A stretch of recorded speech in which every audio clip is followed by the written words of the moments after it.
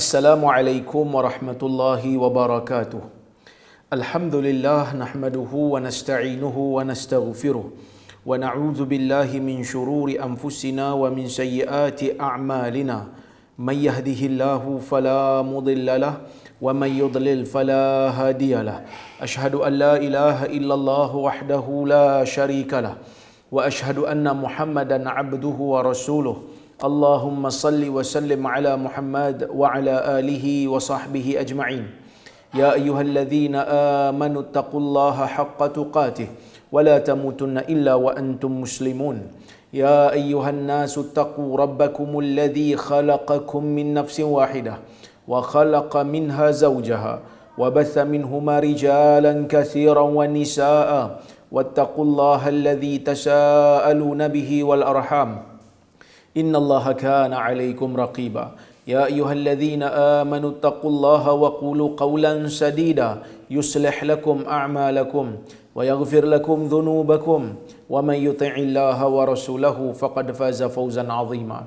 Fa inna asdaqal hadithi kitabullah wa khairal hadi hadi Muhammad wa syarral umuri muhdatsatuha wa kullu muhdatsatin bid'ah wa kullu bid'atin dhalalah. Amma ba'd. Muslimin dan muslimat yang dirahmati oleh Allah Subhanahu wa taala sekalian. Alhamdulillah pada malam ini kita dapat bersama-sama berhimpun dalam kuliah Zoom ini untuk kita sambung balik kuliah kita membaca kitab kisah-kisah ghaib daripada hadis sahih, yang mana insya-Allah hari ini kita nak sambung balik membaca kisah yang ketujuh. Siapa ada buku boleh tengok kisah yang ketujuh. Buku ini karya Syekh Umar Sulaiman Al-Ashqar. Syekh Umar Sulaiman Al-Ashqar. Baik.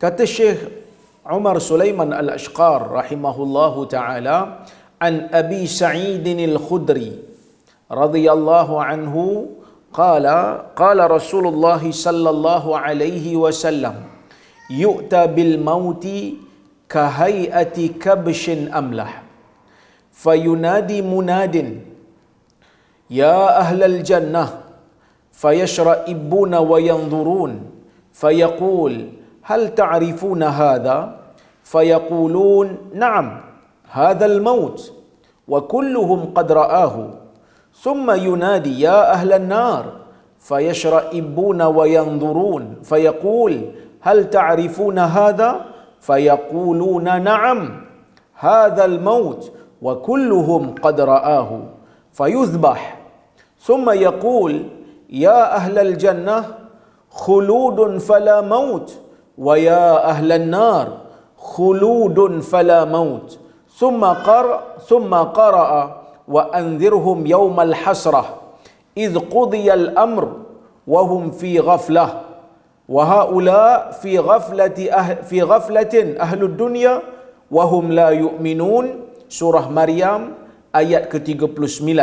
Hadis ini merupakan hadis sahih, hadis riwayat Al-Imam Al-Bukhari rahimahullah di dalam sahihnya, iaitu di dalam fasal tafsir.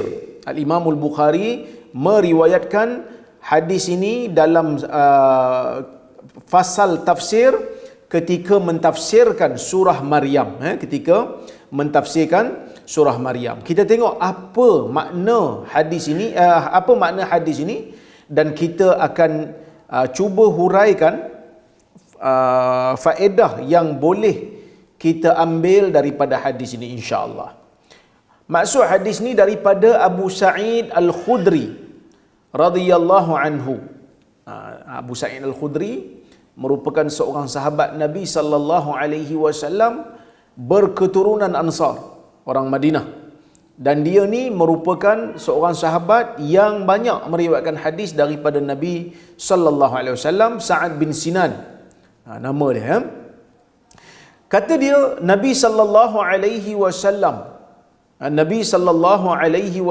bersabda, yu'ta bil maut ka hay'ati kabshin amlah. Maksudnya Nabi sallallahu alaihi wasallam cerita apa yang akan berlaku di hari kiamat nanti. Benda ni masih belum berlaku lagi. Benda ni benda yang ghaib. Tak ada siapa yang tahu melainkan hanyalah Allah Azza wa Jalla. Benda ni tak ada siapa pun yang tahu. Yang tahu cuma Allah Azza wa Jalla. Tetapi Nabi sallallahu alaihi wasallam boleh tahu kerana Allah Azza wa Jalla bagi tahu kat dia. Ya. Baik.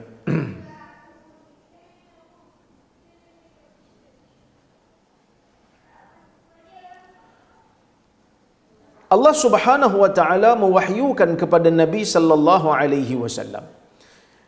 Maka Nabi sallallahu alaihi wasallam pun bagi tahu kat kita. Nabi bagi tahu kat kita melalui perantaraan ni lah Abu Sa'id Al-Khudri ni, Sa'ad bin Malik bin Sinan. Sa'ad bin Malik bin Sinan. Ayah dia Malik bin Sinan. Tadi saya silap sebutlah, bukan Sa'ad bin Sinan. Sa'ad bin Malik bin Sinan. Yang mana Nabi SAW kata dekat Abu Sa'id Al-Khudri ataupun Sa'ad bin Malik bin Sinan, Abu Sa'id cerita kepada anak murid dia, sampailah berita ni kepada Imam Bukhari. Imam Bukhari rekodkan hadis ni, sampailah berita ni kepada kita. Yu'ta bil mauti kahayati kabshin amlah. Nabi kata, nanti bila sampai hari kiamat nanti, kematian itu akan didatangkan. Kematian tu akan didatangkan dalam bentuk kabshin amlah, dalam bentuk kambing yang berwarna putih. Fayunadi munadin, lalu akan ada satu penyeru akan berlaung. Satu orang yang satu penyeru akan menyeru, satu suara akan terdengar. Ya ahlal jannah, wahai ahli-ahli syurga. Fayashra'ibuna wa yanzurun. Bila dipanggil ahli syurga, lalu ahli syurga pun mengangkat kepala mereka. Mengangkat kepala, tengok siapa yang seru mereka ni. Wa yanzurun, lalu mereka pun melihat.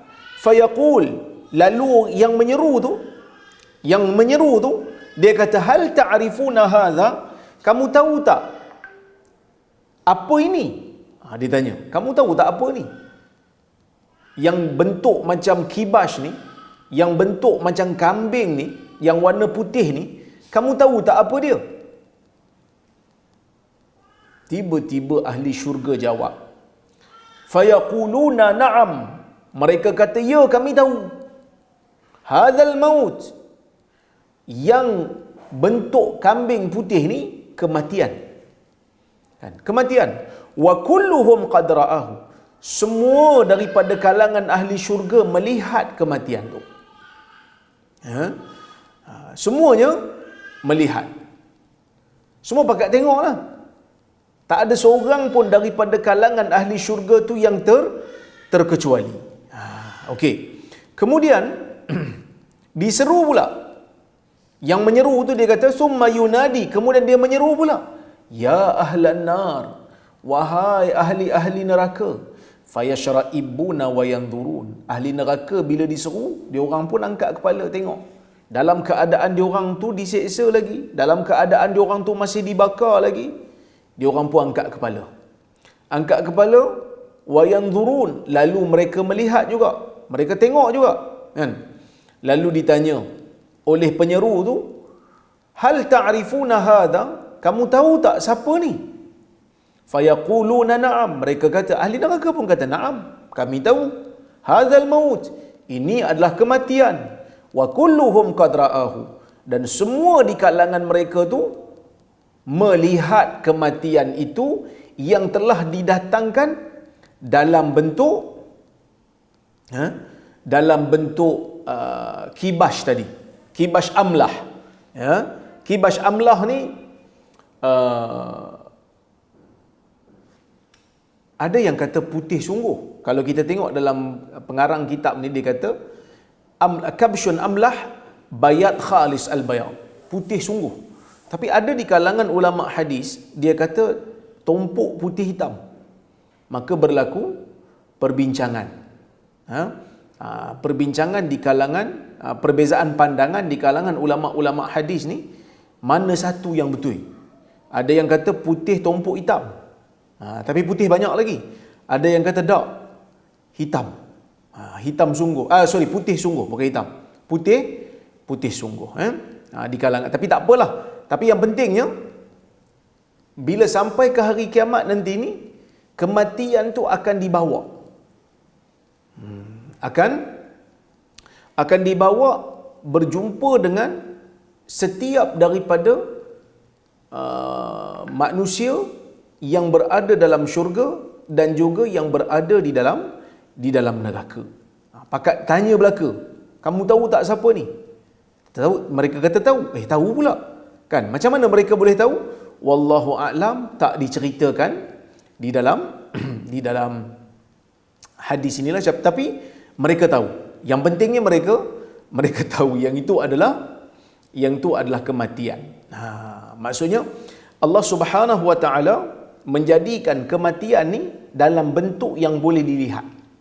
Dalam bentuk yang boleh dilihat, iaitu dalam bentuk kabsh. Dalam bentuk kibash. Kita panggil kibash. Okey? Baik. Nanti saya akan hurai apa faedah boleh kita ambil daripada riwayat ini. Okey. Bila ditanya kepada ahli neraka, kamu tahu tak apa ni? Dia kata tahu. Mereka kata tahu. Itu adalah kematian. Setiap daripada kalangan ahli neraka pun nampaklah kematian yang telah dibentuk dengan bentuk kibash tadi ni. Fayuzbah, lalu kematian itu disembelih. Kematian tu disembelih. Biasanya kita dengar manusia disembelih kalau dalam perang lah, kan? Ataupun binatang ternakan disembelih. Tapi kali ini kematian tu disembelih. Maksudnya mati itu telah mati. Tidak ada mati lagi dah lepas ni.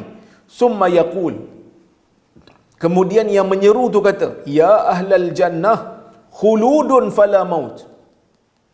Penyeru tu dia seru, dia kata, wahai ahli syurga, khuludun fala maut, kekal, tidak ada lagi kematian. Maksudnya kamu kekal dalam syurga. Wa ya ahlan nar, wahai ahli neraka, khuludun fala maut, kekal dalam neraka dan tidak ada lagi kematian. Kemudian dibaca ayat Quran, wa anzirhum yaumal hasrah. Wahai Muhammad, berikan amaran, wa anzirhum, inzar, berikan ancaman, berikan peringatan dengan amaran yang buruk pada sekalian manusia. Mereka tu manusia lah. Yaumal hasrah, tentang hari penyesalan.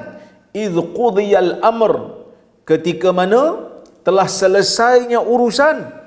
Wahum fi ghaflah, sedangkan orang yang ingkar itu masih lagi berada dalam kelalaian, dan mereka juga tidak mahu beriman. Maksudnya Allah Subhanahu wa taala beritahu kepada Nabi sallallahu alaihi wasallam, suruh orang-orang yang dalam dunia ni yang masih leka dan lalai ni, bagi tahu mereka, bagi peringatan kepada mereka, bagi ancaman kepada mereka tentang satu hari nanti ada hari yang dipanggil sebagai hari penyesalan.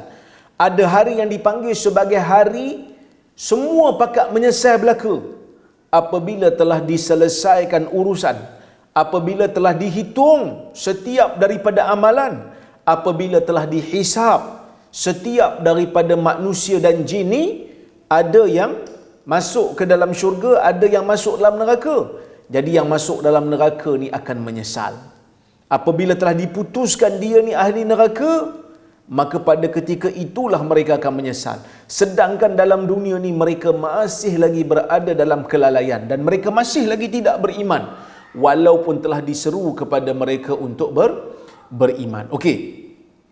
Jadi pertama sekali saya nak hurai dulu hadis ni, yang mana Nabi sallallahu alaihi wasallam kata yu'ta bil maut, akan didatangkan dengan kematian. Dalam hadis riwayat Muslim disebut yuja'u bil maut yaumal qiyamah. Kematian itu akan didatangkan pada hari kiamat. Akan didatangkan pada hari kiamat. Kenapa kematian itu datang? Kerana kehidupan dan kematian ini adalah ciptaan Allah, adalah makhluk daripada Allah. Allah Subhanahu wa taala kata, allazi khalaqal mauta wal hayata liyabluwakum ayyukum ahsanu amala. Dialah yang menciptakan kematian dan kehidupan. Dia nak tengok di antara kamu ni, mana satu di antara kamu ni yang paling baik amalannya. Jadi kehidupan dan kematian itu adalah makhluk. Allah menciptakan kehidupan, Allah jua yang mencipta kematian. Tapi oleh kerana kita ni di hari kiamat nanti ni akan hidup selama-lamanya, sebab kita dah merasai kematian dalam dunia, kita hidup balik di alam barzakh, kemudian kita tidur sekejap sebelum datangnya hari kiamat, kemudian bila datang hari kiamat kita dihidupkan balik, kita dibangkitkan balik daripada kubur kita. Lalu pada ketika itu Allah Azza wa Jalla datangkan kematian dalam bentuk kibash dan mematikan kematian itu, mengakhiri kematian itu, dan tidak ada lagi kematian selepas daripada itu. Ya, baik. Bila mana Nabi sallallahu alaihi wasallam sebut kahayati kabshin amlah, dalam riwayat Muslim disebut ka'annahu kabshun amlah. Kematian tu bentuknya macam kibas yang amlah, kibas yang berwarna putih. Mungkin ada tumpuk hitam tapi banyak putih. Itu telah saya huraikan. Ada yang kata putih semua, ada yang kata putih tumpuk hitam, dan putih banyak lagi. Al-Imamul Qurtubi rahimahullah, dia cuba untuk mencari hikmah. Kenapa kematian tu didatangi dengan bentuk kambing yang amlah? Kenapa dalam bentuk kambing? Kata Al-Imamul Qurtubi, al-hikmah fil ityani bil mauti hakadha al-isyarah ila annahum hasala lahumul fida'u lahu kama fudiya waladu Ibrahim bil kabsh. Mungkin hikmahnya didatangkan kematian tu dengan bentuk kibash, nak mengisyaratkan bahawasanya kematian itu ditukarkan dengan kehidupan mereka, yang mana lepas ini mereka akan hidup selamanya. Mereka akan hidup selamanya, seperti mana telah digantikan anak Ibrahim dengan kibash. Kibash mati, anak Ibrahim hidup. Kibash disembelih, anak Ibrahim diselamatkan. Begitu jugalah ahli syurga dan ahli neraka, mereka akan kekal hidup. Yang mati ialah kematian yang telah dibentukkan dengan bentuk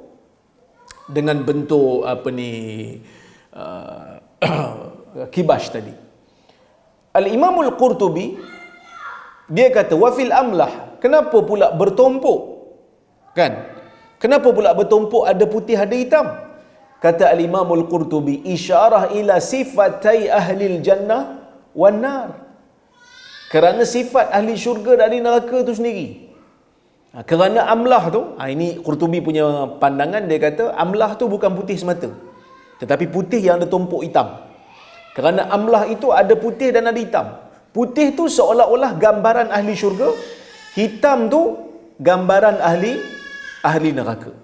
Putih tu gambaran ahli syurga, hitam tu gambaran ahli neraka. Ya tuan-tuan, bising pula kat ni. Ya.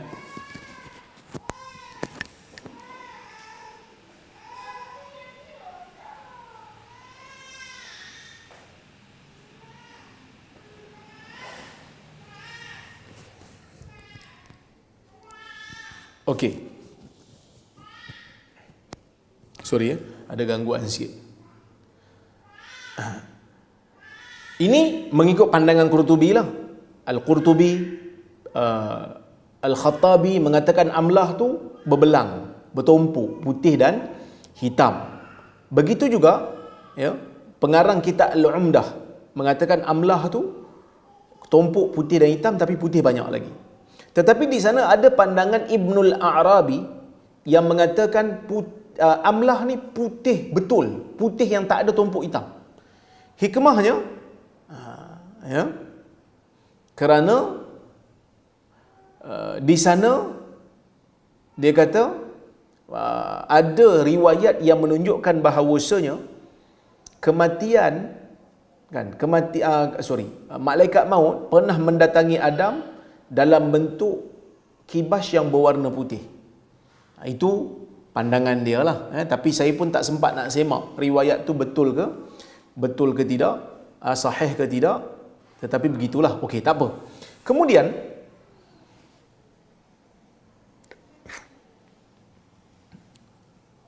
bila dikatakan penyeru, ada satu penyeru, dia menyeru, dia diseru, ya ahlal jannah.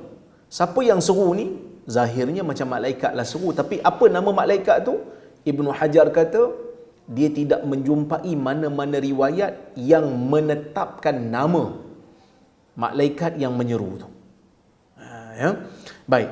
Jadi bila dia seru, ya ahlal jannah, wahai ahli syurga pun mengangkat kepala dan melihat.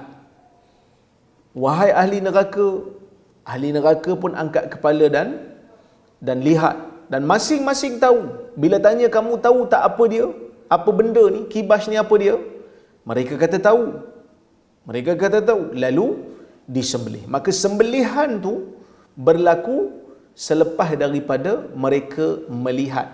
Setelah mereka diseru, mereka tengok, mereka nampak kematian dah ada dalam bentuk yang mereka kenal, iaitu bentuk kibas, dan mereka tahu. Lalu disembelih. Tetapi siapa yang sembelih tu?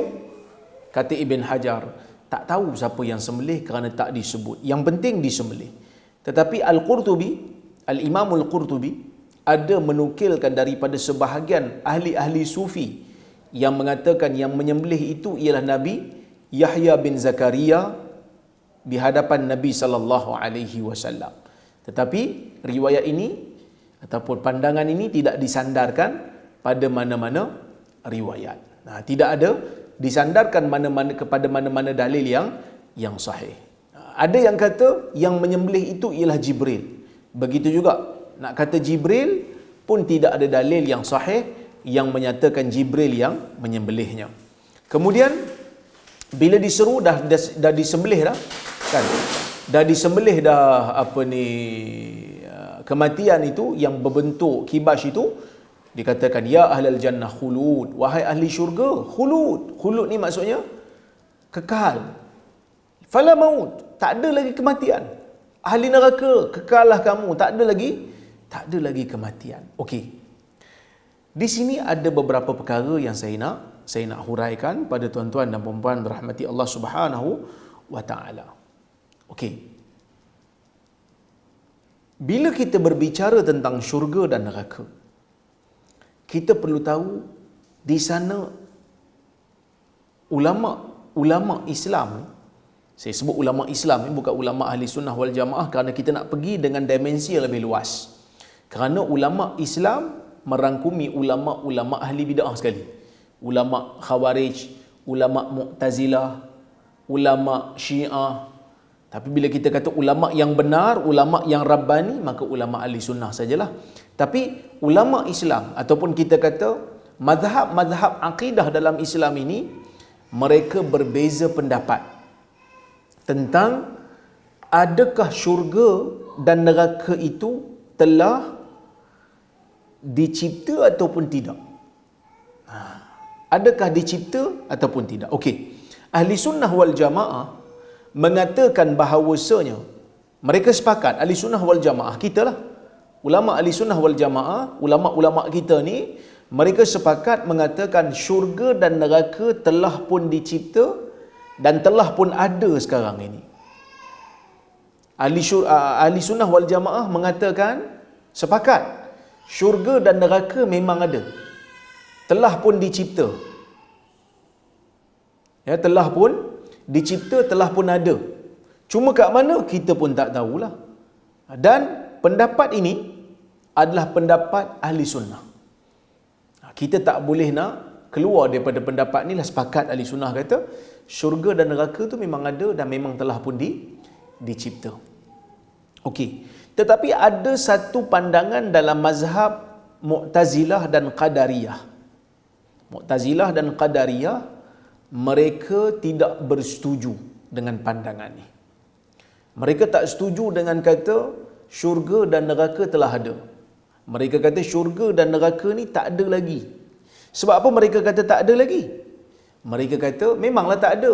Sebab nanti bila hari kiamat baru Allah Ta'ala akan cipta. Sebab apa?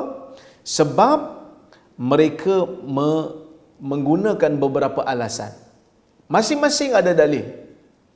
Masing-masing ada dalilnya. Okey, kita tengok dalil ahli sunnah dulu. Ahli sunnah wal jamaah, mereka mengatakan syurga dan neraka tu memang dah ada memang telah tersedia, maka apa dalil yang mereka gunakan? Dalil yang mereka gunakan banyak. Saya sebut sebahagianlah. Allah Subhanahu wa taala ketika menceritakan tentang syurga, Allah Taala kata apa? Uiddat lil muttaqin. Syurga itu telah disediakan bagi orang-orang yang bertakwa. Telah disediakan, maksudnya telah ada. Dalam surah Ali Imran ayat 133. Kemudian dalam surah Al-Hadid ayat 21, Allah Subhanahu wa taala kata apa? Uiddat lil ladzina amanu billahi wa rusulih. Syurga itu disediakan bagi orang-orang yang beriman dengan Allah dan beriman dengan Allah dan rasul-rasulnya. Kemudian dalam surah Ali Imran ayat 31, dalam ayat 131, Allah Subhanahu wa taala berfirman, uiddat lil kafirin. Neraka itu dicipta, telah tersedia, telah disediakan bagi orang-orang kafir. Ya. Jadi ini di antara dalil yang digunakan oleh ahli sunnah yang mengatakan bahawasanya syurga dan neraka itu memang telah pun ada. Dan dalam kisah yang biasa kita dengar dalam surah Najm, Allah Subhanahu wa taala kata apa? Walaqad ra'ahu nazlatan ukhra. Dia melihatnya sekali lagi inda sidratil muntaha. Di sidratil muntaha Nabi nampak Jibril.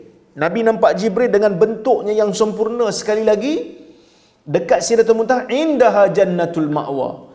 Dekat sidratul muntaha tu adanya jannatul ma'wa, ada syurga. Maksudnya syurga memang telah pun tersedia. Dalam hadis yang lain, dalam hadis Nabi sallallahu alaihi wasallam menyebutkan, dalam hadis Bukhari dan Muslim, Nabi sallallahu alaihi wasallam bersabda, inna ahadakum idza mata urida alaihi maq'aduhu bil ghadati wal 'ashi in kana min ahli al jannah fa min ahli al jannah wa in kana min ahli an nar fa min ahli an nar yuqal hadha maq'aduka hatta yab'athaka Allahu yaumal qiyamah.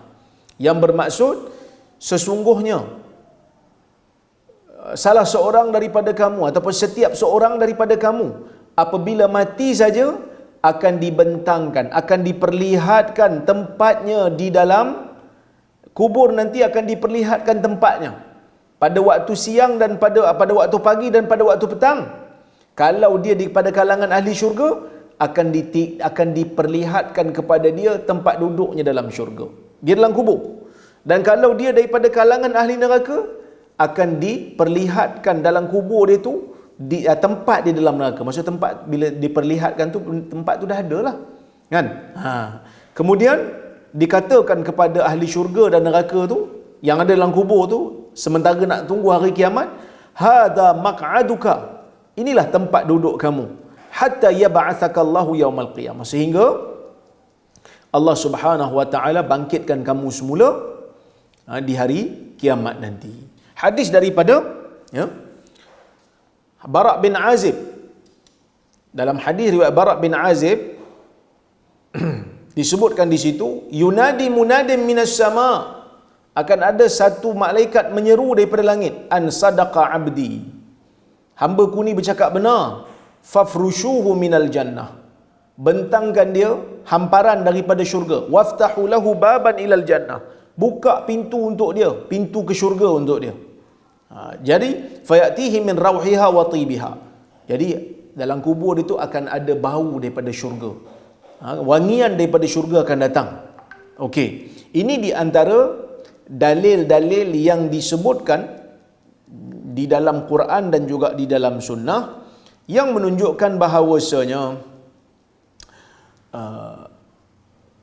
syurga dan neraka itu telah ada. Telah pun wujud. Okey. Dalil yang digunakan oleh sebahagian Mu'tazilah dan sebahagian Qadariyah ni apa pula? Yang mereka kata syurga dan neraka ni masih lagi belum diciptakan oleh Allah. Mereka pun ada dalil juga. Kita tengok apa dalil mereka. Mereka kata, dalam Quran Allah Subhanahu wa taala kata apa? Kullu nafsin dha'iqatul maut. Setiap daripada jiwa itu pasti merasai mati. Dengan erti kata setiap daripada yang wujud dalam dunia ni pasti mati, pasti binasa. Kalau hari ini telah ada syurga dan neraka, masa kiamat nanti ni hancur ke tidak? Pastinya akan hancur. Nanti Tuhan akan buat balik. Itu dari sudut pemahaman dia terhadap dalil lah. Pemahaman dia terhadap dalil. Sedangkan adalah pengecualian bila kata kullu nafsin dha'iqatul maut, setiap daripada jiwa merasai mati, dah tentulah akan dikecualikan. Adalah pengecualian. Tuhan kecualikanlah syurga dan neraka tu. Taklah binasa. Kerana apa? Kerana Allah Subhanahu Wa Taala memang nak masukkan orang mukmin ni dalam syurga, dalam neraka orang yang berdosa pula. Okey, itu dalil yang digunakan yang pertama, kita boleh patahkan. Yang kedua, dalil yang mereka guna, kan? Dalil yang mereka guna ialah dalil riwayat Imam Tirmizi. Tapi dalil ni tak apa kuat sangat sanad dia. Walaupun ada sebagian ulama kata hasan, tapi sanad dia tu sanad yang dhaif lah. Sanad yang dhaif, tapi Syekh Albani dia kata ada jalur yang banyak jadi terangkat menjadi hasan li ghairi. Apa dalilnya? Nabi sallallahu alaihi wasallam bersabda. Apa kata Nabi? Hadis ni daripada Ibnu Mas'ud. Nabi kata laqitu Ibrahima lailata usriya bi. Faqala ya Muhammad aqri ummataka minni assalam wa akhbirhum anna al-jannah tayyibatut turbah azbatul ma wa annaha qi'an wa inna ghirasaha subhanallah walhamdulillah wa la ilaha illallah wallahu akbar. Atau kama qala. Yang mana Nabi SAW bersabda dalam riwayat ni, aku bertemu dengan Ibrahim, aku bertemu dengan Nabi Allah Ibrahim lailata usriya bi, pada malam aku diisrakan.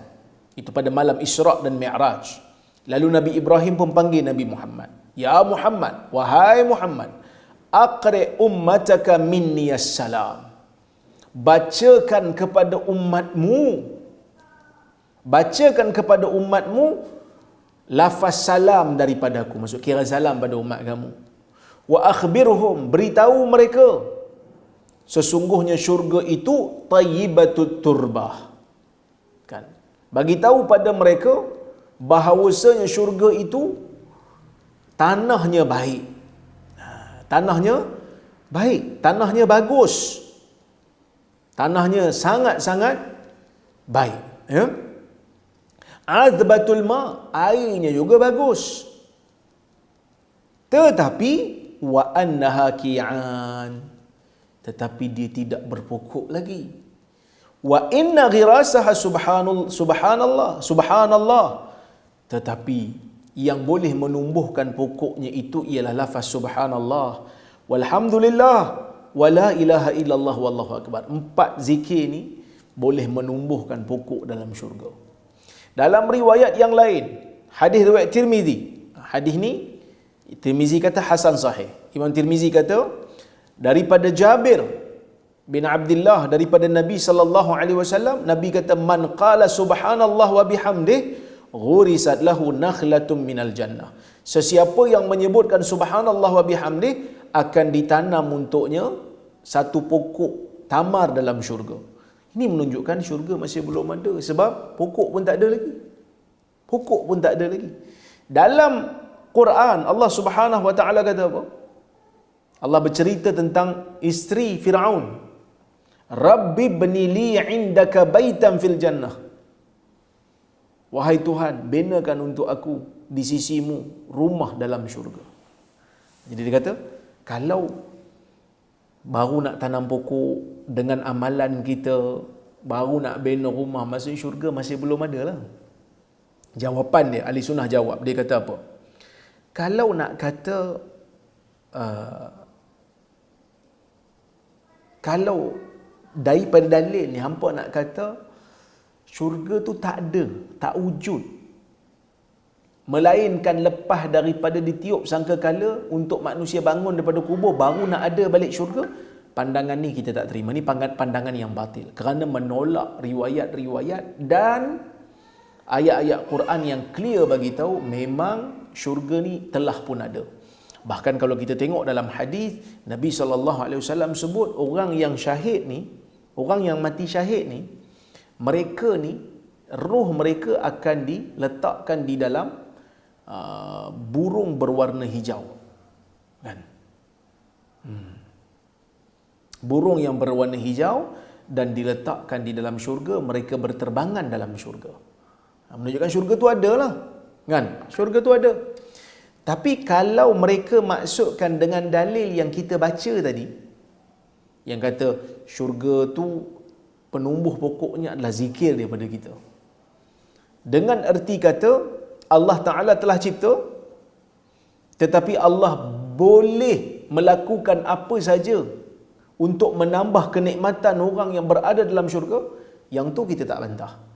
Bila Nabi kata pokok ditanam, disediakan bagi orang yang berzikir, itu tidak menafikan syurga itu telah ada. Bahkan kita dah baca dalam hadis-hadis sebelum ni, ada je yang Allah Ta'ala berikan ruang untuk orang bercucuk tanam pun. Bukan bermakna syurga tak ada, orang tu dalam syurga dah. Dia minta kat Tuhan nak bercucuk tanam, lalu Tuhan bagi ruang kat dia, bagi benih kat dia, dia pun tabur benih tu, tumbuh pokok. Adakah bermakna sebelum daripada dia dapat benih tu syurga tak ada? Tak, syurga dia dalam syurga dah. Maka dalil yang digunakan oleh puak Mu'tazilah dan puak Qadariyah ini adalah dalil yang lemah lah. Lemah. Okey. Kemudian kita nak pergi kepada satu lagi perbahasan. Perbahasan ni sebab kita dah bincang berkenaan dengan perkataan khulud fala maut. Bila kematian telah disembelih dalam bentuk kibash yang berwarna amlah, putih tumpuk hitam ataupun putih betul, khilaf di kalangan para ulama, maka di sini kita nak bahas tentang satu lagi perbahasan. Pertama, tadi kita dah settle. Pendapat yang tepat, syurga dan neraka telah pun wujud sekarang ini. Allah Subhanahu Wa Ta'ala ciptakan dia. Kan? Cuma mungkin ada yang bertanya, Allah Subhanahu Wa Ta'ala ni hakim, Allah Ta'ala ni maha hikmah. Setiap sesuatu yang Allah Ta'ala jadikan, setiap sesuatu yang Allah ciptakan, pastinya terkandung hikmah yang banyak. Jadi apa hikmah Allah Ta'ala cipta syurga sedangkan kita belum masuk? Jawapan dia apa? Jawapan dia, dalam syurga tu ada ruh-ruh orang yang beriman dan orang syuhada. Orang-orang yang beriman yang terpilih Allah Ta'ala memang letak dalam syurga sementara nak menunggu hari kiamat. Roh-roh para syuhada, para anbiya juga berada dalam syurga yang mana Allah Subhanahu Wa Ta'ala letakkan mereka di dalam, roh-roh mereka ni dalam syurga. Jadi adalah manfaatnya, adalah hikmahnya. Bukan sia-sia seperti mana yang kita fikirkan. Okey, itu settle satu bab. Satu lagi bab, bila disebut khulud fala maut, kekal dan tidak ada lagi kematian. Persoalannya, adakah syurga dan neraka ini akan kekal selama-lamanya ataupun satu masa nanti dia akan binasa? Apa maksud khulud? Khalidina fiha abada. Kekal mereka itu selama-lamanya di dalam syurga.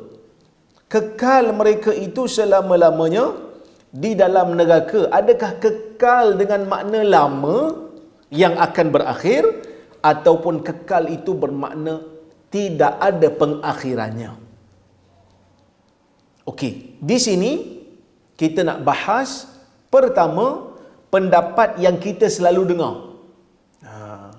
Pendapat yang kita selalu dengar, iaitu syurga dan neraka ni Allah Ta'ala cipta dan dia adalah makhluk Allah. Allah Ta'ala cipta syurga, Allah Ta'ala cipta neraka. Ia adalah makhluk Allah, tetapi tidak ada pengakhiran baginya. Akan kekal selama-lamanya. Sampai bila? Selama-lamanya. Sampai bila? Selama-lamanya. Tidak ada pengakhirannya. Jadi sesiapa yang masuk ke dalam syurga, dia akan masuk selama-lamanya, tidak ada pengakhiran baginya. Sesiapa yang masuk dalam neraka, kalau dia kafir, kekallah dia dalam neraka selama-lamanya. Kalau dia Muslim, mukmin, dia akan keluar dan akan masuk syurga selama-lamanya. Ini pendapat majoriti ulama salaf dan khalaf. Inilah pendapat yang kita selalu dengar. Inilah pendapat majoriti ulama. Okey. Di sana ada beberapa riwayat. Di sana ada beberapa riwayat yang berbeza daripada pandangan yang kita selalu dengar ni. Ni pentingnya bila kita belajar ni. Kita belajar, kita tahu sebenarnya dalam bab ni ada juga pandangan yang berbeza. Bukan untuk kita ikut, tetapi setidak-tidaknya kita tahu. Setidak-tidaknya kita tahu, dalam masalah ni sebenarnya ada juga pandangan yang berbeza. Okey, kita tengok. Saya menukil daripada kitab Syarah Aqidah Tahawiyah karya Al-Imam Ibn Abdul Aziz Al-Hanafi. Dia sebut apa? Dia kata, pandangan yang kedua ialah pandangan yang mengatakan syurga tu kekal. Pandangan pertama tadi, dia kata syurga kekal, neraka pun kekal. Tak akan binasa selama-lamanya. Manakala pandangan yang kedua kata syurga kekal, manakala neraka akan binasa satu hari nanti. Ini pandangan yang dinukilkan daripada sebahagian salaf. Sebahagian salaf. Dalam ahli sunnah jugalah. Ada juga yang kata neraka dan syurga tu dua-duanya akan binasa. Tapi ini bukan pandangan ahli sunnah. Yang ni adalah pandangan Jaham bin Safwan, Jahmiyah. Jahmiyah, dia ni reka pandangan sendiri. Dia kata syurga pun akan binasa, neraka pun akan binasa. Ini dia sebut pandangan ni langsung tidak ada contoh daripada orang sebelum dia. Bahkan ulama-ulama zaman dia membantah dia dan menentang pandangan ni dengan mengatakan pandangan ni pandangan yang tidak benar. Pandangan yang batil. Ya. Okey, kita tengok. Syurga yang dikatakan abadi, yang dikatakan kekal selama-lamanya, ini adalah ijma' ulama. Ijma'. Tak ada siapa pun boleh bantah. Bahkan siapa yang bantah, dia menyanggahi Quran lah. Bimbang akidah dia bahaya, berada dalam bahaya. Apa dalilnya? Allah Subhanahu wa taala berfirman dalam Al-Quran, wa ammal ladzina su'idu fa fil jannah khalidina fiha ma damatis samawati wal ard illa ma syaa rabbuk ata'an ghaira majzuz. Adapun orang-orang yang bahagia dalam syurga mereka ini, kekal mereka selama-lamanya selagi mana kekalnya langit dan bumi, melainkan dengan kehendak Tuhanmu. Ia merupakan satu pemberian yang tidak putus-putus. Pemberian yang tidak putus-putus. Tapi di sini ada disebut melainkan apa yang dikehendaki oleh Tuhanmu. Kita kata melainkan apa yang dikehendaki oleh Tuhanmu tu, maknanya adalah kalau ada di kalangan orang-orang Islam ni yang buat dosa, dia masuk neraka dulu. Lepas tu baru dia masuk syurga balik. Maksudnya Tuhan inginkan dia masuk neraka dulu, lepas tu baru dia masuk syurga. Maksudnya kalau dia masuk neraka pun tak kekal selamanya, masuk syurga pula selagi mana ada iman. Ada yang kata dia akan kekal kecuali ada sedikit masa yang Tuhan kata kamu kena duduk dekat mahsyar dulu. Sebelum kamu masuk syurga, kamu kena duduk kejap. Maka kamu tak selamanya berada dalam syurga bila kamu bangkit di hari akhirat. Ada waktu kamu duduk sekejap dekat padang mahsyar sebelum dihisap amalan kamu. Okey? Baik.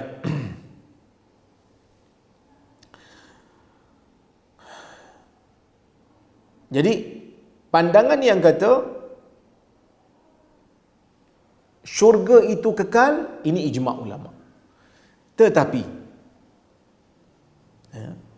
pandangan yang berkaitan dengan neraka, pandangan yang berkaitan dengan neraka juga ada disebut di dalam Al-Quran. Sekejap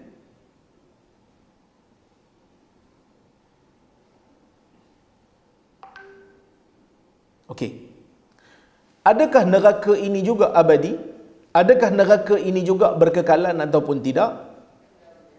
Ini ada beberapa pandangan.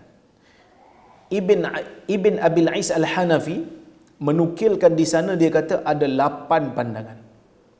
Ada 8 pandangan adakah neraka ini kekal ataupun tidak? Okey, tengok. Dia kata, sekejap saya terlupa pula. Kenapa saya tak kongsi dengan tuan-tuan? Kalau saya boleh kongsi dengan tuan-tuan, lagi bagus kan? Tuan-tuan boleh tengok apa yang saya baca. Sekejap saya tengok. Ada tak dalam ni kitab Ibn Abil Ais Al-Hanafi?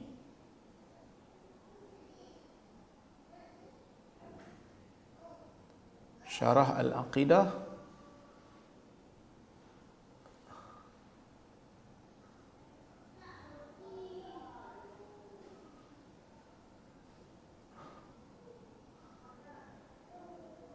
Mana? Okey, ni. Ya, saya kongsikan.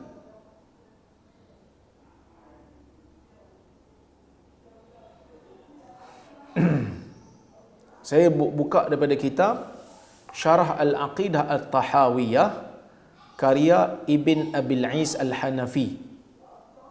Sekejap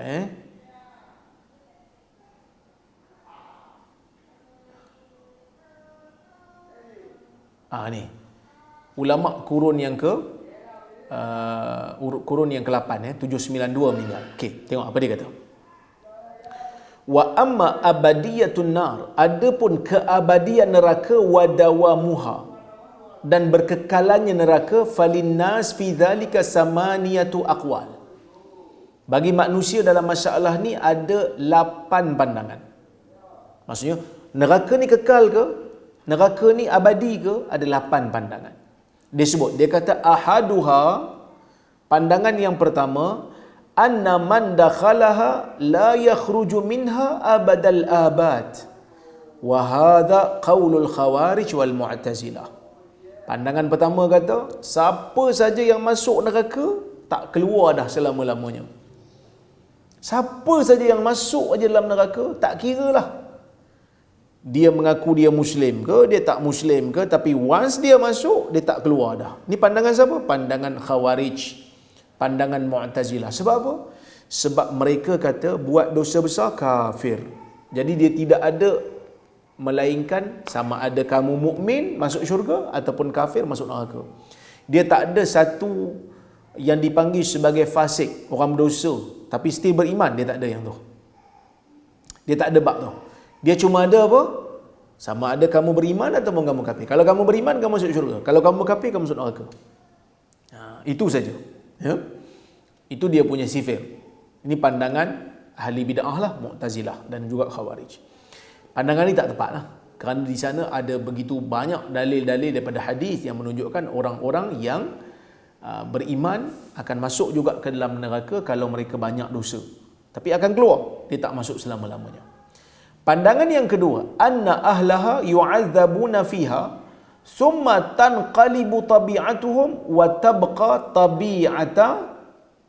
tabi'atan nariyah yatalazzazuna biha limuwafaqatiha li tab'ihim. Ini pandangan kedua ni pandangan batil jugalah. Dia kata orang yang masuk neraka ni akan diazab dalam neraka, tapi lama kelamaan tabiat mereka akan berubah menjadi tabiat api. Dah kena bakar lama sangat, jadi tabiat manusia tu berubah menjadi tabiat api. Yatalazzazuna biha, mereka bersedap-sedapan pula dalam neraka tu. Limuwafaqatiha li tab'ihim, kerana neraka telah menjadi selari dengan tabiat mereka yang tabiat api tu. Ini pandangan Imam Ittihadiyah Ibn Arabi At-Ta'i. Ini pandangan yang batil yang dikemukakan oleh Ibn Arabi. Siapa Ibn Arabi? Ibn Arabi ni ramai di kalangan ulama-ulama ahli sunnah yang mengkafirkan dia. Ini pandangan yang pelik lah. Tidak ada dalil yang disebutkan. Dia kata masuk neraka mula-mula kena azab, lama-lama tak jadi sedap pula dalam neraka. Pelik. Ini pandangan yang batil. Pandangan yang ketiga. Pandangan ni kata anna ahlaha yu'adzabuna fiha ila waqtin mahdud. Orang yang diseksa dalam neraka ni akan diseksa sehingga waktu yang ditentukan. Summa yakhrujuna minha, kemudian mereka akan keluar daripada neraka. Wa yakhlufuhum fiha qaumun akharun, kemudian akan diganti dengan orang lain pula. Ni pandangan orang Yahudi. Yang mana orang Yahudi dia percaya kalau dia masuk neraka pun masuk sekejap je, orang lain akan ganti pula. Ya? Pandangan ni juga tak betul lah. Pandangan yang keempat, mereka akan keluar. Mereka akan keluar daripada neraka. Orang yang masuk dalam neraka diseksa, kemudian akan keluar. Wa tabqa ala haliha laisa fiha ahad. Kemudian neraka tu akan kekal begitu je, tak ada siapa pun ada dalam neraka tu. Itu pandangan nombor 4. Pandangan nombor 5, annaha tafna binafsiha. Dia kata dia akan binasa juga, neraka akan binasa, li annaha hadisah wa ma thabata huduthu istahala baqa'u. Neraka akan binasa juga kerana neraka ni benda baru. Kalau benda tu baru, maka dia tak akan kekal. Ini adalah pandangan Jaham bin Safwan, pandangan Jahmiyah. Sama macam syurga pun tadi dia kata akan binasa juga. Pandangan Jahmiyah yang sesat lah. Pandangan yang keenam kata, tafna harakatu ahliha wa yasiruna jamada wa la yahusuna bi alam. Pandangan yang keenam kata, orang yang duduk dalam neraka tu, gerakan mereka akan binasa dan mereka akan jadi jamat, mereka akan jadi macam batu, tak bergerak, dan mereka tidak lagi merasa kesakitan. Ini pandangan ahli bid'ah juga yang bukan di kalangan ahli sunnah. Ya. Pandangan yang ketujuh, pandangan yang mengatakan annallaha yukhriju minha may yasha kama warada fil hadis thumma yubqiha syai'an thumma yufniha fa innahu ja'ala laha amada tantahi ilaihi. Pandangan yang ketujuh mengatakan Allah mengeluarkan daripada neraka tu siapa yang dikehendaki. Seperti mana yang disebutlah hadis lah. Kan? Keluarkan orang-orang yang tertentu yang ada iman dalam jiwa dia, masukkan dalam syurga daripada neraka tadi ni. Summa yubqiha syai'a. Kemudian dalam neraka tu ada lagi orang-orang kafir yang duduk dalam tu, yang tak keluar. Dia kekal duduk dalam tu, kemudian Allah Ta'ala akan binasakan neraka tu. Maksudnya neraka akan binasa ikut pendapat yang ketujuh ni, lepas daripada orang mukmin keluar. Sampai satu tahap Allah Ta'ala akan binasa neraka ni, binasakan neraka dengan orang-orang kafir yang ada dalam tu. Manakala yang ke-8 ialah pandangan ahli sunnah wal jamaah, iaitu Allah akan keluarkan siapa saja yang dikehendakinya daripada kalangan orang beriman daripada neraka, yang mana mereka ni ada dosa yang banyak, mereka akan dibakar dulu dengan kehendak Allah. Kemudian habis saja mereka akan keluar. Bila mereka keluar, wa yabqa fihal kufar, kekal di dalam neraka tu orang-orang kafir, baqaan la qidaa lahu, mereka akan kekal selama-lamanya, langsung tidak keluar lepas pada tu. Okey, so ada 8 pandangan. 6 pandangan yang pertama tu semua pandangan yang batil. Sebab tu Syekh kata, wa ma ada hadzainil qaulainil akhiraini zahirul butlan. Selain daripada 2 pandangan yang terakhir, zahir kebatilannya. Tetapi 2 pandangan yang terakhir ni pandangan ahli sunnah. Pandangan dalam kalangan ahli sunnah, iaitu nombor 7 dan nombor 8. Nombor 7 kata neraka akan binasa setelah orang mukmin keluar. Allah Ta'ala akan kekalkan satu masa, kemudian Allah Ta'ala akan binasakan dia dengan orang kafir dalam tu sekalilah. Pandangan yang ketujuh ni pandangan majoriti ulama yang kita pegang. Neraka tu akan kekal, orang mukmin akan keluar, orang kafir akan tetap dibakar dalam tu selama-lamanya. Tapi dua-dua pandangan ni pandangan yang disandarkan dalam ahli sunnah. Tetapi pandangan yang tepat, pandangan yang mana? Pandangan yang tepat adalah pandangan yang ke-8 tadi. Neraka tidak akan binasa. Ini pandangan yang dinukil daripada jumhur ahli sunnah wal jamaah. Manakala pandangan yang nombor 7 tadi yang kata neraka akan binasa tu, lepas orang mukmin keluar, Allah Ta'ala akan kekalkan seketika, binasakan pula lepas pada tu. Pandangan tu dikatakan dinukil daripada Umar bin Khattab, daripada Ibnu Mas'ud. Tetapi semua nukilan-nukilan itu sama ada dhaif ataupun tak jelas, tak sarih. Riwayat daripada Umar tu tak sahih daripada Umar yang mengatakan neraka akan binasa. Manakala riwayat daripada Ibnu Mas'ud itu tak jelas. Tak jelas. Ada yang kata kalau tengok dalam dalam nukilan ataupun huraian nota kaki yang ditulis oleh Syekh Syuaib Al-Arnaud ketika membahaskan masalah ini, dia ada sebut, dia kata riwayat Ibnu Mas'ud tu tidak ada secara jelas pun yang menunjukkan bahawasanya neraka tu memang akan dibinasakan oleh Allah Subhanahu wa taala. Kerana lafaznya, tengok lafaznya kalau disebut di situ, sekejap saya tengok. Dia ada jalur daripada Omar punya jalur dhaif kerana sanad dia terputus. Kemudian asar daripada Ibn Mas'ud, la yatiyanna ala jahannam zaman laisa fiha ahad. Akan ada satu zaman di mana akan datang kepada neraka jahanam ni satu zaman tak ada siapa pun dalam dia. Itu tak bermakna neraka akan binasa. Boleh jadi maksud tak ada siapa tu, tak ada siapa di kalangan orang yang bertauhid, kerana semua telah keluar daripada neraka. Okey. Baik. Jadi kalau tanya pendapat saya, mana pendapat yang tepat? Pandangan yang ketujuh lah, yang terakhir. Sama dengan hadis yang kita baca ni, bila disebut khulud la maut, kekal, tidak ada lagi kematian. Jadi bila tak ada mati, tak adalah binasanya neraka tu. Sebab ahli neraka dan ahli syurga dah tak mati lagi dah. Dah tak mati lagi dah, duk kekal dalam tu. Okey. Apa faedah lain yang boleh kita ambil dalam hadis ni? Yang pertama sekali, kematian yang mana tugas kematian ni adalah mencabut nyawa manusia, kan? Dia juga nanti apabila sampai masanya dia juga akan dimatikan. Mati itu sendiri akan mati. Tidak ada kekal melainkan hanyalah Allah Subhanahu wa taala. Okey, yang kedua, orang-orang yang berada di dalam syurga, orang-orang mukmin yang ada dalam syurga, kalaupun ada di kalangan mereka yang masuk neraka dulu tapi akhirnya akan dikeluarkan daripada neraka masuk dalam syurga, mereka akan bertambah kegembiraan apabila mereka tahu yang mereka ni kekal dalam syurga dan tidak ada lagi kematian selepas daripada itu. Manakala ahli neraka akan kekal kesedihan mereka dalam neraka, kerana mereka tahu tempat ini tidak akan berubah bagi mereka, kesakitan itu tidak akan berakhir untuk mereka, penderitaan itu tidak akan berakhir untuk mereka. Kan kita ni dalam dunia ni, kesakitan kita rasa sakit.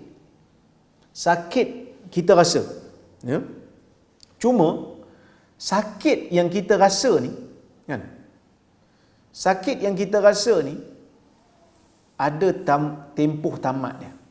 Katalah kita sakit-sakit, kita terlanggar meja lah umpamanya. Jari terlanggar bucu meja, sakit ni, kan? Jadi bila sakit, melompat-lompat kita kesakitan. Tapi bila kita sakit, kita tahu, kan? Kita tahu yang kesakitan tu akan berkurang. Tapi neraka tak. Dia akan stagnan. Kesakitan tu berterusan, tidak ada putus-putus bagi orang yang kafir. Sebab itu kita kena banyak bersyukur kepada Allah Subhanahu wa taala apabila menjadikan kita ni beriman. Beriman, dan insya-Allah kita mampu beramal saleh, dan kita doa pada Allah Subhanahu wa taala jauhkan kita daripada neraka. Okey. Kemudian kata Syekh Omar Sulaiman Ashqar ketika membahaskan berkaitan dengan faedah yang boleh diambil daripada hadis ni, qudratullahil azimah fi ja'li ahli jannah wa ahli nar yarawnal maut fi surati dhalikal kabsh ma'a kasratihim wa taba'udi amakinihim. Kudrat Allah yang begitu hebat sehingga boleh menjadikan ahli syurga dan neraka melihat kematian dalam bentuk kibas, walaupun bilangan mereka tu sangat ramai. Ahli syurga ramai, ahli neraka pun ramai. Syurga tu pun luasnya langit dan bumi, macam mana boleh nampak? Allah Subhanahu wa taala berkuasa untuk memperlihatkan kepada mereka perkara tu. Dan Allah juga Maha berkuasa, boleh menjadikan kematian itu berjisim, berjasad. Ini semua kuasa Allah yang kita tak perlu fikir macam mana. Kenapa? Kerana kita tak pernah ragu tentang kekuasaan Allah yang mutlak itu. Kita tak pernah ragu tentang kekuasaan Allah yang tidak terbatas itu. Jadi tak perlu tanya macam-macam lah, kan? Tapi adalah di kalangan sebahagian daripada ahli ilmu yang kadang-kadang dia bahas bab tu. Macam mana nak jadikan benda tu berjasad, berjisim. Tuan-tuan pernah dengar hadis yang menceritakan bagaimana Jibril datang bertemu dengan Nabi sallallahu alaihi wasallam dalam bentuk manusia.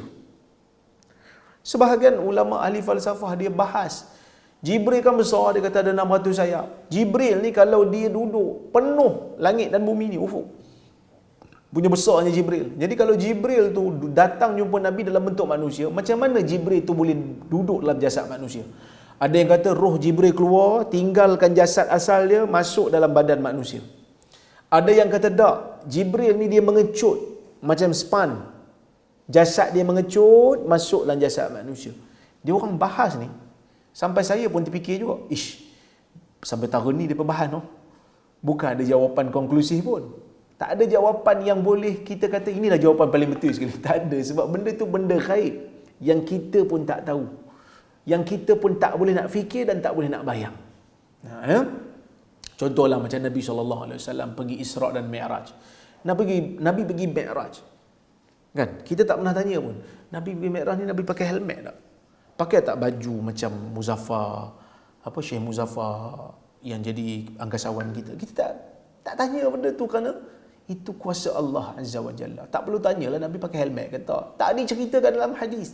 Kita hanya terima ini adalah satu kemukjizatan, dengan kuasa Allah ia berlaku. Sebab itu ayat Quran menceritakan tentang subhanallazi asra bi'abdi.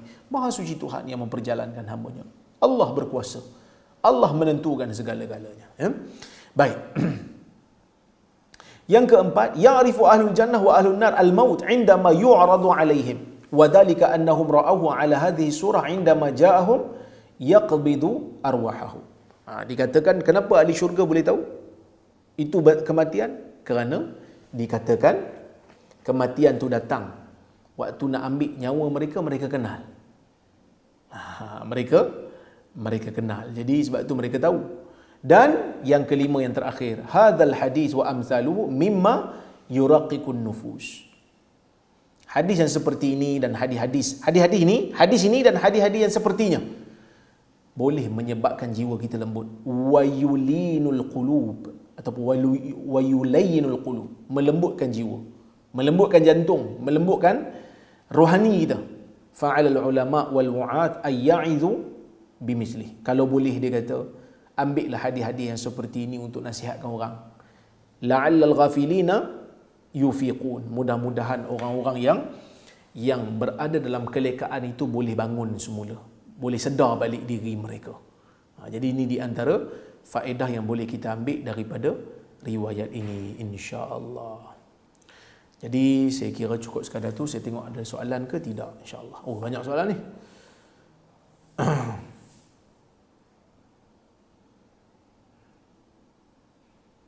Salam Dr. Waalaikumsalam. Baru-baru ni saja yang tahu ada geng Mu'tazilah pasal hal RUU ni. So depa ni geng yang diconsidered ahli sunnah ke? Maaf, ignorant sikit.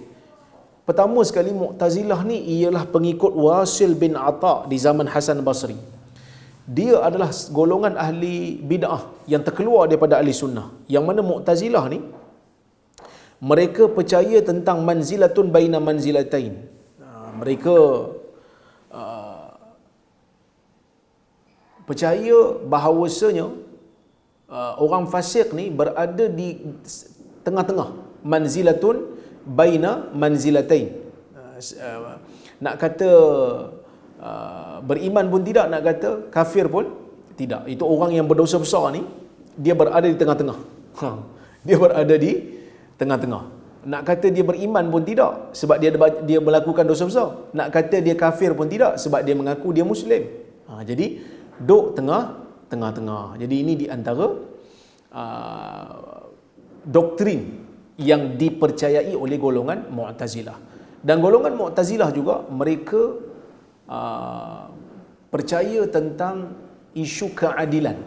Maksudnya mereka ada konsep adil tu sendiri, iaitu Allah tidak mencipta kekufuran. Dia pelik ke tu? Sedangkan Allah ni khaliqu kulli syai'. Itu peliklah golongan Mu'tazilah ni, kerana banyak menggunakan akal sehingga Quran pun mereka kata makhluk. Quran tu makhluk. Tak mungkin Tuhan bercakap. Kalau bercakap benda baru. Itu benda-benda yang mereka sebutkan di dalam akidah mereka. Adakah golongan Mu'tazilah ni muncul hari ini? Kerana dia pernah kuat di zaman Imam Ahmad bin Hanbal, sehingga Imam Ahmad dipukul pada zaman Al-Ma'mun. Tapi mereka telah pun lemah apabila masuknya zaman Khalifah Al-Mutawakkil. Dan sekarang ni kalau ada pun orang yang terkesan dengan Mu'tazilah, bukannya Mu'tazilah yang pure lagi lah. Ya? Baik.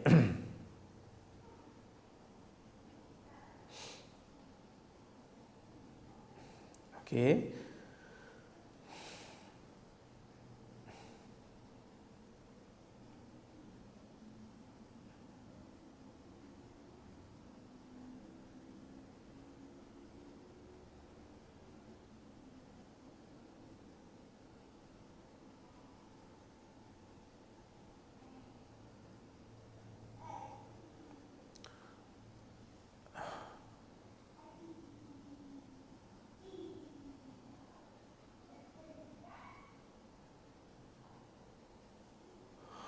Assalamualaikum. Ada ustaz yang ajar terdapatnya alif tersembunyi sebelum kalimah bismillah, di mana alif tersebut adalah seolah-olah tubuh badan kita, iaitu diri kita yang menyebut bismillah. Mohon penjelasan ustaz, adakah ini pernah diajar oleh Nabi dan para sahabat? Saya buat aduan, tapi ustaz tersebut pula kata ini hanya metafora seperti sloka dan pantun.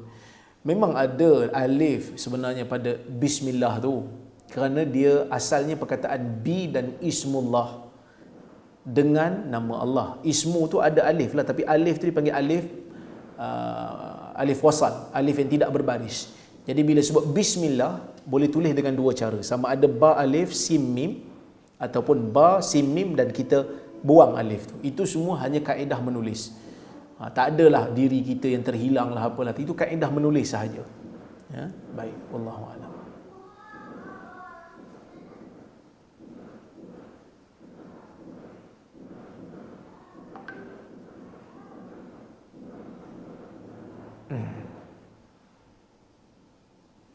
Assalamualaikum Ustaz. Waalaikumsalam. Jika imam baca Fatihah tidak betul, adakah makmum kena baca balik bagi yang mengambil mazhab selain mazhab Syafi'i? Kalau imam baca Fatihah tak betul ni ada dua keadaan. Pertama, dipanggil lahan jali, yang kedua lahan khafi. Lahan jali ni salah imam tu sehingga mengubah makna Fatihah. Kalau ini berlaku, maka makmum kena tegur imam. Kalau imam still tak betulkan, maka perlu mufarakah, wajib mufarakah. Tak boleh ikut belakang imam tu lagi. Tapi kalau lahan tu lahan yang khafi, kesilapan baris umpamanya, kesilapan baris sahaja yang tidak mengubah makna, boleh tegur imam. Tapi kalau imam tak betulkan, boleh still follow belakang imam tu. Ya, wallahu a'lam.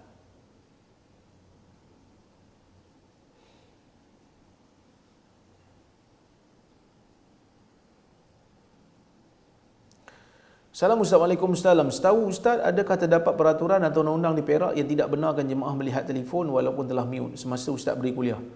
Saya telah dimarahi oleh Ustaz walaupun saya duduk jauh di belakang dan tak bising pun. Beliau kata saya kurang ajar dan tak beradab. Mohon pencerahan. Adakah saya salah dan tidak? Adakah betul tindakan Ustaz tersebut marahi saya di depan khalayak ramai dalam dewan solat? Pertama, Ustaz ni bukan saya lah. Kerana saya tak pernah marah orang lah. Itu pendirian Ustaz tu lah. Tapi tuan-tuan, kadang-kadang kita nak strict sangat ni. Orang datang belajar tu pun sibuk rahmat dah. Kita nak strict sangat, lama-lama orang tak boleh nak datang kuliah kita sebab terlalu banyak pantang larang. Sedangkan di dalam majlis-majlis Nabi kita melihat ada saja gelak ketawa, ada saja gurau-gurauan yang dibuat oleh Nabi SAW. Selagi mana tidak melampau, maka selagi itu tidak menjadi masalah. Assalamualaikum. Waalaikumsalam. Kenapa ahli bid'ah masih dianggap Islam? Bukankah pandangan mereka telah langgar dalil yang jelas? Ahli bid'ah ni ada dua. Satu ahli bid'ah yang kafir, ada ahli bid'ah yang fasik. Tak semua ahli bid'ah itu kafir. Ada ahli bid'ah yang kafir, ada ahli bid'ah yang fasik. Ahli bid'ah yang fasik ni bila dia buat takwilan, dia tak tolak hadis, tapi dia tak tolak dalil, dia buat takwilan yang mengarut. Dalil itu dia pakai, tapi dia takwil dengan takwilan yang mengarut. Itu ahli bid'ah yang fasik. Manakala ahli bid'ah yang kafir, bila dia tolak perkara-perkara yang asas dalam agama lah. Baik.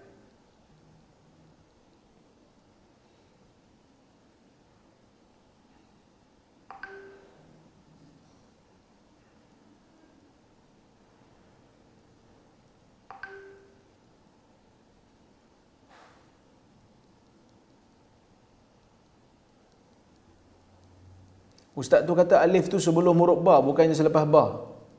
Salah. Alif tu selepas huruf ba. Ba sebut dulu kan.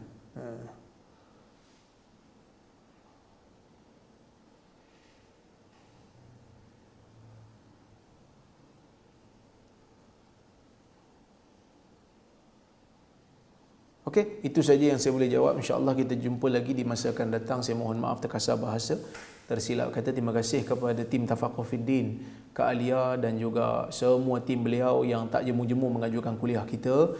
Dan saya doakan moga usaha mereka diberkati oleh Allah. Dan semua yang hadir pada malam ni, saya mohon maaf terkasar bahasa, tersilap kata. Aqulu qawli hadza wa astaghfirullahal azim li wa lakum. Wassalamualaikum warahmatullahi wabarakatuh.